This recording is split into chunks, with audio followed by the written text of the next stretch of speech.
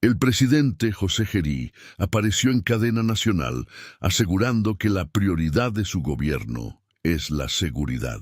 Con voz firme prometió orden, disciplina y control total en las cárceles del país. Detrás de él, las cámaras mostraban uniformes nuevos, pabellones recién pintados y un sistema bautizado como Régimen A1, el símbolo de la mano dura que marcaría su gestión. Pero lo que no dijo el mandatario es que detrás de ese despliegue de autoridad se encontraba un funcionario cuestionado, un hombre con denuncias que contradicen todo lo que el nuevo gobierno promete.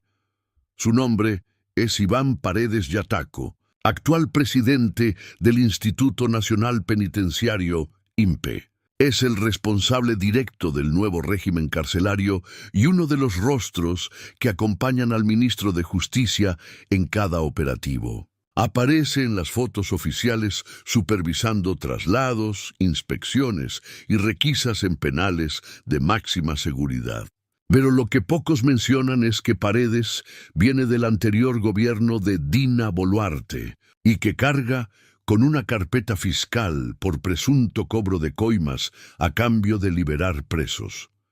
El propio presidente lo mantiene en su puesto, inamovible, intocable.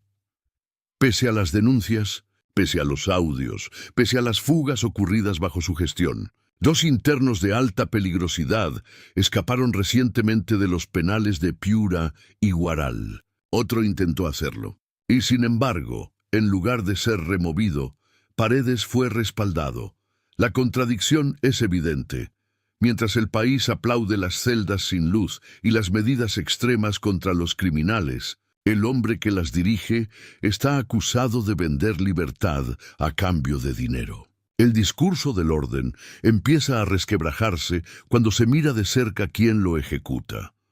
Las primeras investigaciones apuntan a un caso ocurrido en 2019, cuando Paredes habría exigido 80.000 soles para facilitar la salida de un recluso condenado por secuestro. La denunciante, Adela Guamancusi, asegura tener las pruebas, llamadas grabadas, depósitos y una promesa rota. Según ella, el ahora poderoso jefe del INPE fue quien le pidió dinero con la promesa de liberar a su esposo. Mientras el presidente Gerí habla de autoridad y transparencia, los audios de su principal hombre en el sistema penitenciario comienzan a circular como un eco incómodo. Y el país empieza a preguntarse, ¿quién vigila realmente a los que dicen vigilarnos? La historia que hoy sacude al gobierno comenzó con una llamada. Una voz masculina, pausada, segura de sí misma, se presenta como el doctor Yataco. Al otro lado del teléfono, una mujer desesperada intenta creerle. Es Adela Guamancusi, la esposa de un recluso condenado a 30 años de prisión por secuestro agravado. En los audios difundidos por la prensa se escucha cómo el hombre le promete arreglar la situación a cambio de dinero. Primero 500 soles para empezar, luego sumas mayores hasta alcanzar los 80.000 soles. La conversación es fría, transaccional. «Depósiteme en mi cuenta», insiste él. «Voy a cumplir mi palabra». Ella responde con dudas, pero la esperanza de recuperar a su esposo la empuja a confiar. Meses después, nada ocurre. El preso sigue tras las rejas y el dinero desaparece. Lo único que queda son esas grabaciones, donde el mismo hombre, hoy presidente del INPE, promete devolver lo cobrado en partes porque el trato no se cumplió.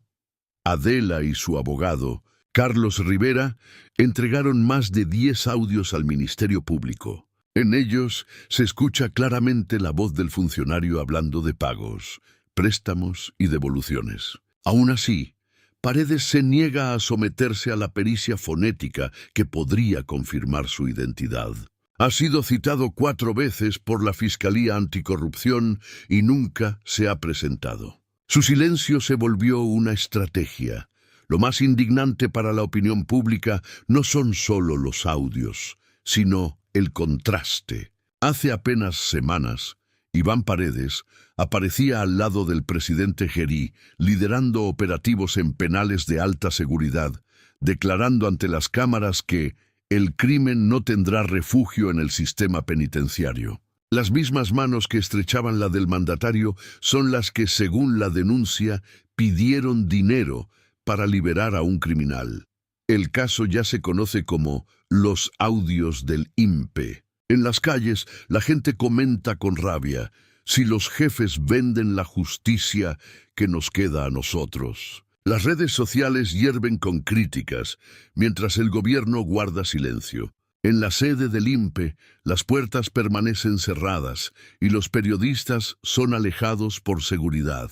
Adela, por su parte, teme por su vida. Denuncia haber recibido llamadas anónimas con amenazas directas. No sabes con quién te has metido. Aún así, decidió hablar, mostrar los audios y desafiar al sistema que la engañó. Su voz temblorosa se ha convertido en símbolo de algo más grande: la corrupción enquistada en el corazón de la seguridad nacional. Y mientras el país escucha esas grabaciones una y otra vez, el gobierno de José Gerí sigue sin pronunciarse. El mensaje es claro: el nuevo régimen promete apagar la luz en las cárceles, pero parece haber encendido una tormenta en el palacio. Los audios se han convertido en un terremoto político. Las emisoras los reproducen cada hora. Los noticieros los analizan y los programas de opinión los repiten palabra por palabra. La voz del hombre que dirige las cárceles del Perú resuena en todo el país. Pero en lugar de dimitir, Iván Paredes Yataco sigue en su cargo, protegido por un manto de silencio que va desde el Ministerio de Justicia hasta el propio despacho presidencial.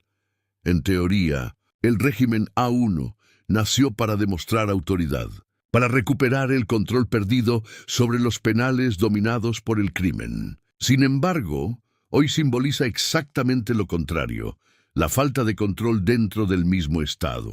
Porque si el jefe del sistema penitenciario es sospechoso de vender influencias, ¿qué autoridad moral queda para hablar de orden? El presidente José Gerí ha intentado desmarcarse del escándalo. En sus apariciones públicas evita mencionar el tema. Los periodistas lo abordan con preguntas directas. ¿Sabía usted de las denuncias? ¿Que por qué no ha removido al funcionario? Pero él guarda silencio o cambia de tema. Desde el gobierno se repite un mismo discurso: hay presunción de inocencia, una frase que suena razonable, pero que en boca del poder se vuelve un escudo. Mientras tanto, el Ministerio Público avanza con cautela. Los fiscales aseguran que la pericia de voz es inevitable, aunque el acusado se niegue. Si se confirma que la voz de los audios pertenece a Paredes, el caso podría escalar hasta convertirse en uno de los mayores escándalos de corrupción penitenciaria de la última década. Y sin embargo, nada se mueve. Las audiencias se suspenden, los plazos se dilatan y el silencio institucional se impone como norma. En las calles, la indignación crece. Los ciudadanos sienten que el discurso de seguridad y mano dura no es más que una fachada. Si arriba son corruptos, ¿de qué sirve encerrar a los de abajo? Hoy comenta un taxista frente a las cámaras de un canal local. Las redes se llenan de memes y reclamos. La ironía del gobierno que apaga la luz en las cárceles, pero mantiene a oscuras la verdad en sus propias oficinas. Incluso dentro del sistema penitenciario, algunos agentes reconocen el malestar. Oficiales del INPE, bajo anonimato, confiesan que la institución ha perdido credibilidad y que muchos trabajadores honestos temen ser arrastrados por la sombra de su director. Pero nadie habla abiertamente. Aquí quien habla desaparece, dice uno de ellos al reportero. La corrupción en este caso no se mide solo en dinero, sino en silencio. Un silencio que protege a los poderosos, que paraliza la justicia y que deja a una mujer, Adela, sola, enfrentando un monstruo mucho más grande que el penal, donde su esposo sigue encerrado. Viernes 31 de octubre. Afuera de una casa en Lima, un equipo de periodistas de Cuarto Poder espera por horas al presidente del INPE. Las cámaras apuntan hacia la cochera. El motor del vehículo oficial se enciende, pero nadie baja. Desde dentro, Iván Paredes llama a la policía denunciando la presencia de un auto sospechoso frente a su vivienda. No era un auto sospechoso, era la prensa intentando hacer lo que el poder no hace, pedir explicaciones. El reportero se presenta, muestra su identificación, insiste en que solo buscan una entrevista. La respuesta del funcionario es el mismo silencio que ha usado durante meses. Ningún comentario, ninguna palabra, ni una sola disculpa. Más tarde, la oficina de prensa del INPE envía un comunicado. El presidente no ofrecerá declaraciones. Así, con frialdad burocrática, el escándalo queda sellado entre paredes, como si las instituciones del Estado fueran también cárceles de su propia verdad. En los estudios de televisión, los periodistas repiten una idea que se vuelve eco nacional.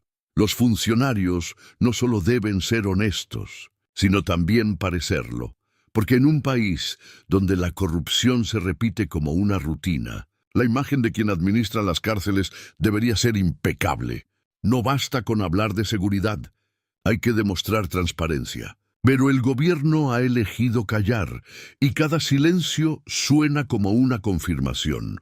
Adela Guamancusi, la mujer que denunció el soborno, vive ahora entre el miedo y la impotencia. Ha recibido amenazas, teme por su vida y por la de su esposo. Pero aún así, sigue hablando. Dice que su lucha ya no es solo por recuperar el dinero, sino por exponer lo que el Estado intenta esconder. Su voz, grabada por los noticieros, tiene el tono de quien ya no espera justicia, sino memoria. No quiero que otras personas pasen por lo mismo, dice, con lágrimas contenidas. El caso de Iván Paredes Yataco ha puesto un espejo frente al gobierno de José Gerí, un gobierno que prometió apagar el crimen, pero que parece rodeado por la sombra de sus propios cómplices. Los penales podrán estar a oscuras, los cables eléctricos sellados, los reos incomunicados, pero la verdadera oscuridad está en los despachos donde se firman los nombramientos,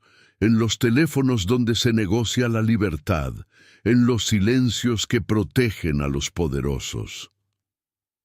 La prensa insiste, no porque tenga el privilegio de preguntar, sino porque la ciudadanía tiene el derecho de saber. Cada vez que un funcionario se esconde, la democracia se debilita un poco más. Cada vez que la justicia se silencia, el país se encierra en sí mismo. Y mientras el gobierno proclama orden desde los penales, el pueblo observa con una mezcla de decepción y cansancio. Porque en el Perú de hoy, los muros ya no separan a los culpables de los inocentes, sino a los que responden. De los que callan,